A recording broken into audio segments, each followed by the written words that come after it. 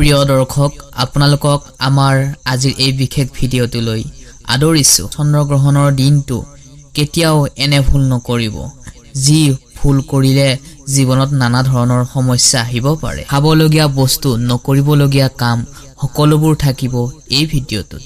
এই ভিডিঅ'টোত চালে বেলেগ ভিডিঅ' চোৱাৰ প্ৰয়োজন নাই। আপোনালোকে যিটো বিচাৰি এই ভিডিঅ'টোত আহিছে, মই আশা কৰোঁ আপোনালোকক সেইখিনি দিবলৈ চেষ্টা কৰিম।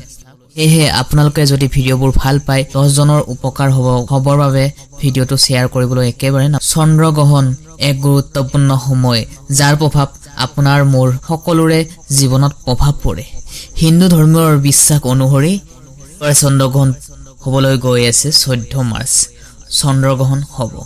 এই গ্ৰহণত কুম্ভ আৰু সিংহ ৰাশিৰ বাবে অতি গুৰুত্ব। আমি বিশ্বাস কৰোঁ যে জানো যে সকলোৱে আটাইবোৰে তুলসী গছক পবিত্ৰ আৰু শক্তিশালী বুলি গণ্য কৰা হয়। তুলসী পাত অৰ্থাৎ তুলসী পাত আৰু গাখীৰ খাই ল'ব পাৰিলে গ্ৰহণৰ সময়ত তুলসী গছৰ ধূপ বা বন্তি জ্বলাব। এই গ্ৰহণৰ সময়ত শাৰীৰিক সম্পৰ্ক কৰাটো একেবাৰে উচিত নহয়। টকা ধাৰে দিয়াটো, লেনদেন কৰাটো ভাল নহয়। গ্ৰহণৰ সময়ত খাবলগীয়া বস্তু গ্ৰহণ নকৰিব। গ্ৰহণৰ সময়ত আহাৰ গ্ৰহণ নকৰাটো শাস্ত্ৰত নিয়ম হয়। যদি খাই পেটৰ সমস্যা হ'ব পাৰে। বিশেষকৈ শিশু, গৰ্ভৱতী মহিলা, বৃদ্ধসকলে গ্ৰহণৰ লগে থকাৰ অৱস্থাত এনেবোৰ কাৰ্য নকৰিলে খুবেই ভাল আপোনাৰ কাৰণে। চন্দ্ৰগ্ৰহণৰ দিনটোত গৰ্ভৱতী মহিলাই বাহিৰত ওলাই যাব নালাগে। গ্ৰহণ শেষ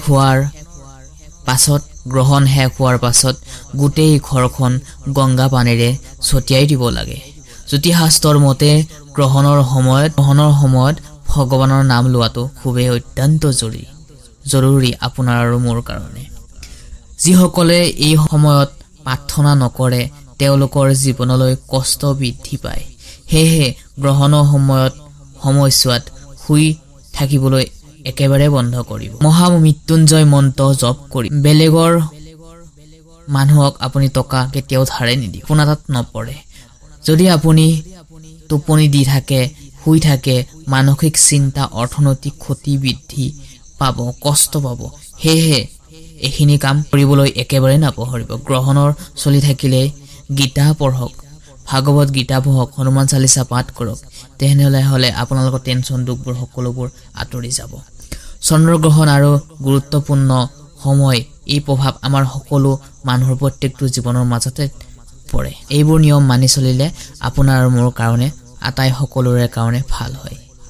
ভিডিঅ'টো ভাল লাগিলে লাইক, কমেণ্ট, শ্বেয়াৰ কৰি বন্ধুবৰ্গলৈ প্ৰেৰণ কৰিবলৈ একেবাৰে নাপাহৰিব। আপোনাৰ জীৱনটো সুখৰ হওক তাকে কামনা কৰি আকৌ নেক্সট ভিডিঅ'ত আপোনালোক আটাইকে লগ পাম বুলি আশা থাকে। তেনেহ'লে আজি ভিডিঅ'টোৰ পৰা বিদায় মাগিছোঁ। ধন্যবাদ।